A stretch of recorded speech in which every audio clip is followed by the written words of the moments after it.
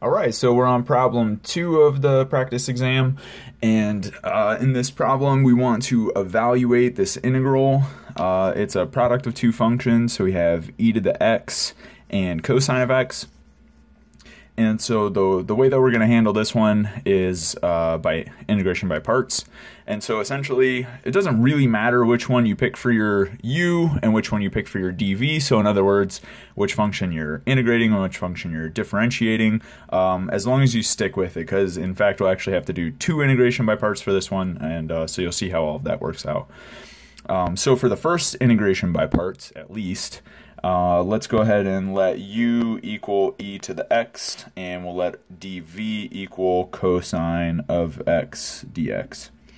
Alright, so if u is equal to e to the x, then when I take the derivative, right, to write the differential du, again, I just get e to the x and dx, right? Differential on both sides, good.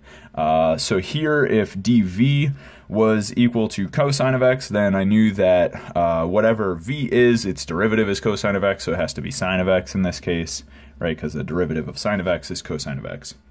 So alright, so we'll put together our integration by parts formula, right? So we'll just very quickly say integration by parts. The formula is just u dv is equal to uv minus integral of v du. So putting all this stuff together, let me call this I, something along those lines, right? So I just want to bring it down here. So this integral that I started with, I is what I'm calling it, right, is just equal to u times v, first of all, so e to the x sine of x. Okay, and then I need to subtract the integral of v du, so v is, of course, sine of x, and then I have du is e to the x dx, so I have e to the x sine of x dx.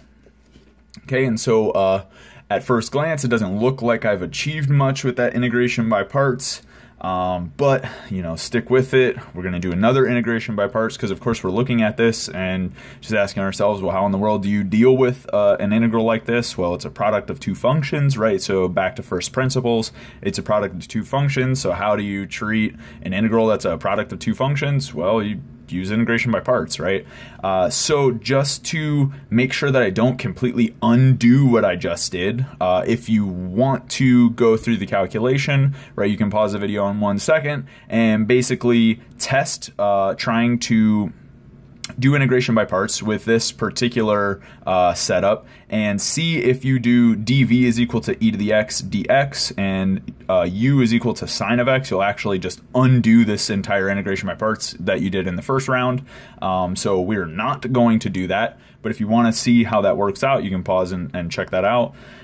So we will continue with making, of course, now u and v, right? Those variables have been used already, so I'm using new variables, u and v, but either way, I'm going to stick with e to the x, and as u, and dv in this this time will be sine of x dx.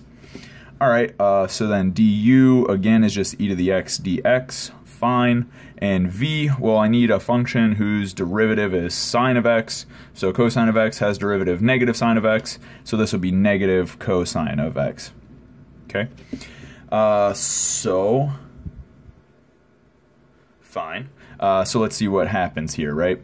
So we're going to go ahead and just continue this stuff. So e to the x sine of x, that stays from the first integration by parts, fine. Notice I'm subtracting this integral, so we're going to have to be very careful with our minus signs.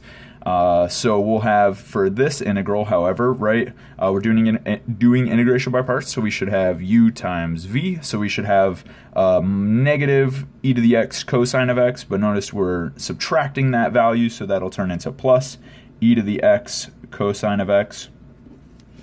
Okay, and then also we're subtracting a minus integral v du, right? So we'll get plus, but then we have this minus sign, so it's like 3 minus signs compounding to give us a minus. But either way, it looks like negative v du, right? So we'll have integral of e to the x cosine of x.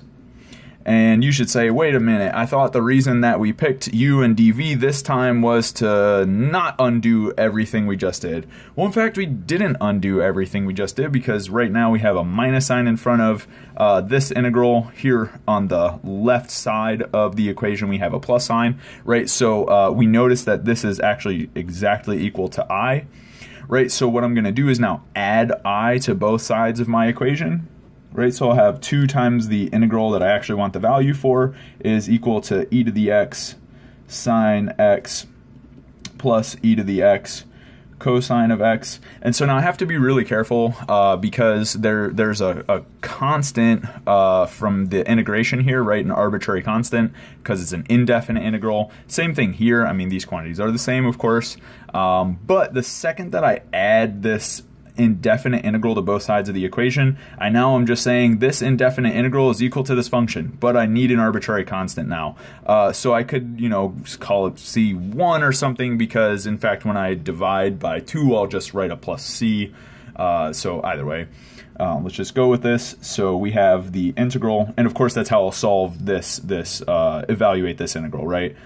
Solve for I, just divide by 2, of course, just being multiplied by 2. But I is just the integral of e to the x cosine of x with respect to x, right? And so we see that this is equal to 1/2. I mean, e to the x is in common, so I can write even e to the x over 2. There's a sine of x plus cosine of x.